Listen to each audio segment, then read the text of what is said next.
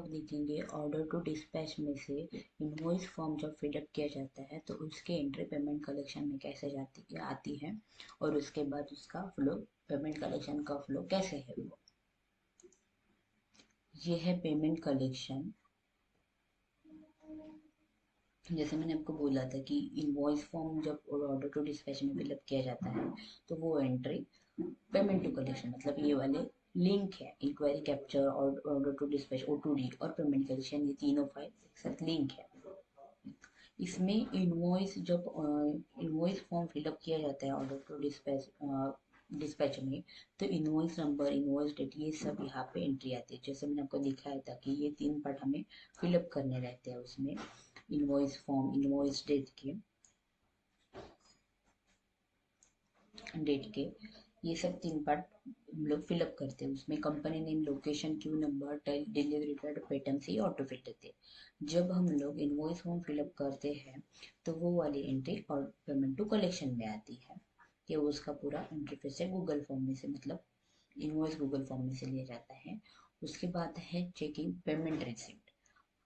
जो भी क्लाइंट है उसका जो पेमेंट आता है अपने पास, वो फुल पेमेंट आया है या पार्ट पेमेंट आया है, ये यहाँ पे शो किया जाता है। अगर इसमें फुल पेमेंट रहता है क्लाइंट का, तो क्लाइंट को अपने को रिमाइंडर देने की ज़रूरत नहीं पड़ती कि आपका आधा पेमेंट आया नहीं है अभी तक। उसमें हम लोगों ने 2 रिमाइंडर लगाया है, ये देखिए, फर्स्ट रिमाइंडर और सेकेंड रिमाइंडर। अगर अपने पास फुल पेमेंट रहेगा तो अपने को कस्टमर को रिमाइंडर देने की ज़रूरत नहीं रहती। अगर अपने पास हमने पार्ट पेमेंट में पेमेंट किया, मतलब आधा पेमेंट किया होगा, तो हमें कस्टमर को वो रिमाइंडर देने की ज़रूरत रहती है। तो यहाँ पे रिमाइंडर 1 और रिमाइंडर 2 आता है पार्ट पेमेंट के लिए। उसके बाद है पेमेंट रिसीव।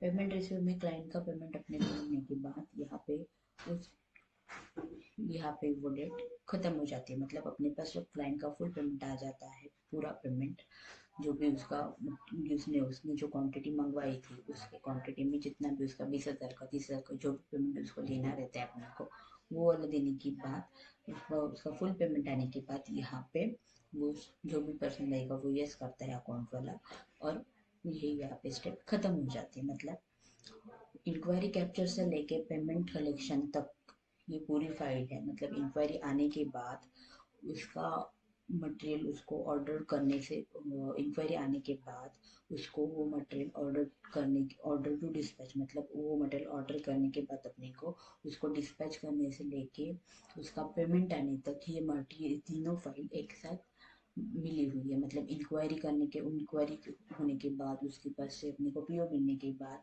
वो एंट्री हम लोग ऑर्डर टू डिस्पैच में डालते हैं। वहाँ पे हम लोग उसका इनवॉइस फॉर्म बनाते हैं, उसको वो मटेरियल डिस्पैच करते हैं। उसके बाद उसका पेमेंट का आता है ऑप्शन, वो पेमेंट मिलने तक ये फाइल अटैच्ड है।